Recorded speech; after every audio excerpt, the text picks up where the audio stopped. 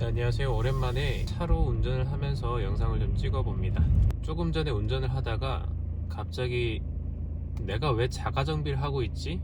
라는 생각이 들었습니다. 그래서 제가 자가정비를 하는 이유에 대해서 조금 말씀을 드리려고요. 사실 자가정비를 한다고 해서 시중에서 카센터를 이용하는 비용보다 엄청 싸다거나 뭐 그런 것도 아닙니다.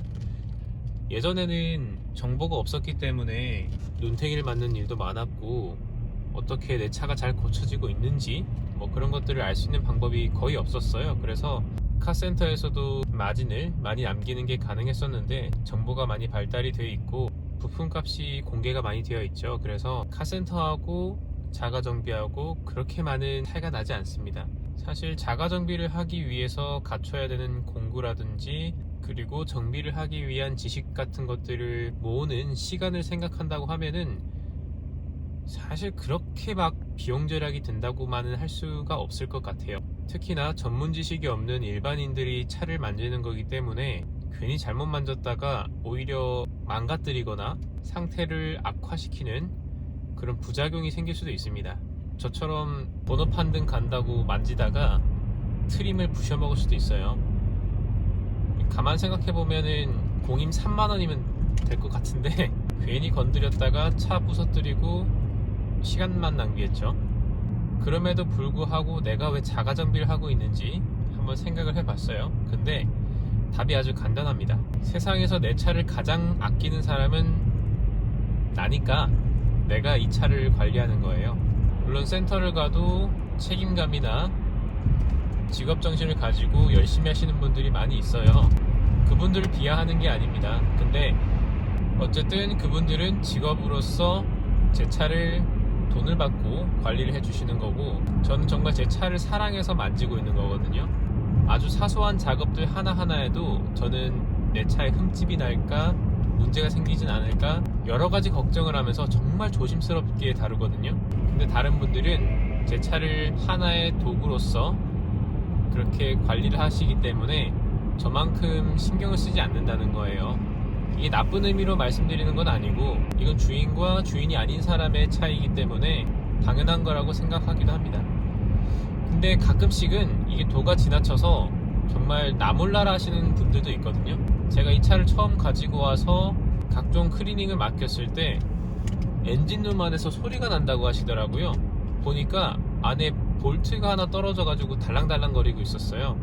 그 볼트가 어디서 나왔는지도 모르겠는데 엔진룸 안에서 돌아다니고 있었던 겁니다.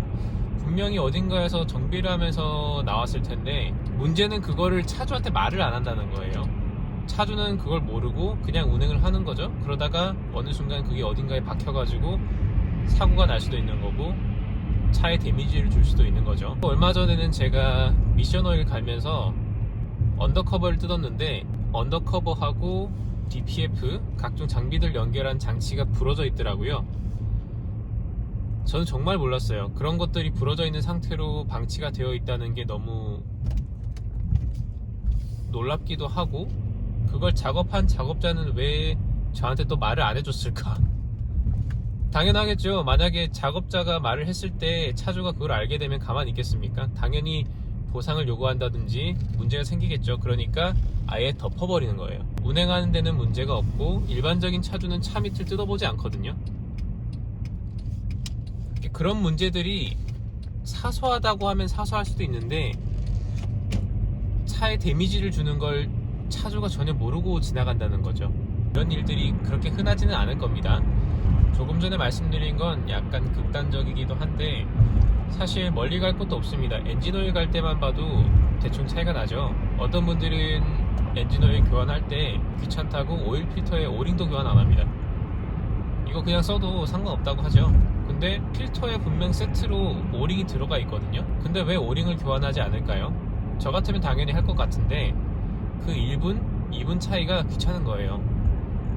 그런 것들이 차에 데미지를 직접적으로 주진 않지만 누적이 되었을 때 내 차에 어떤 변화를 가지고 올지는 알 수가 없는 거죠.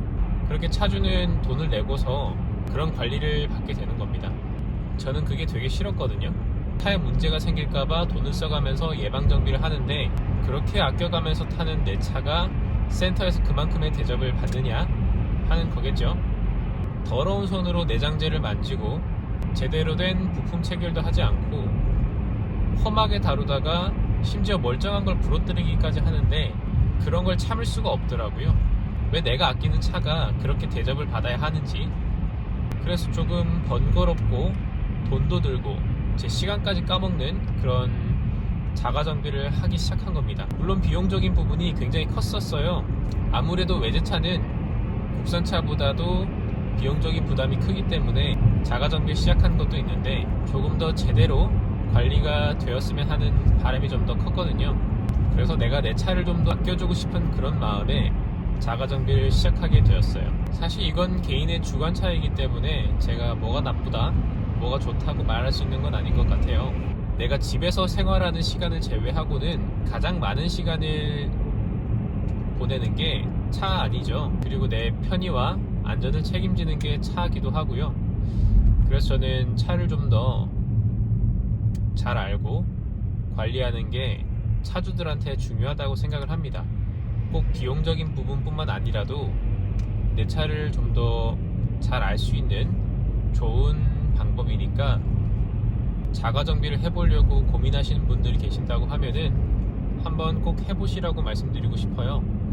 제가 이전에도 차를 가지고 있긴 했었지만 지금 제가 몰고 있는 이 차에 대한 애정도의 차이는 꽤 많이 큽니다. 직접 내가 시간과 돈을 써서 관리를 한다는 게 그만큼 이 차를 좀 더 사랑하게 만드는 거거든요. 영상 봐주셔서 감사하고요. 구독해주시면 더 좋은 영상으로 계속 찾아뵙도록 하겠습니다.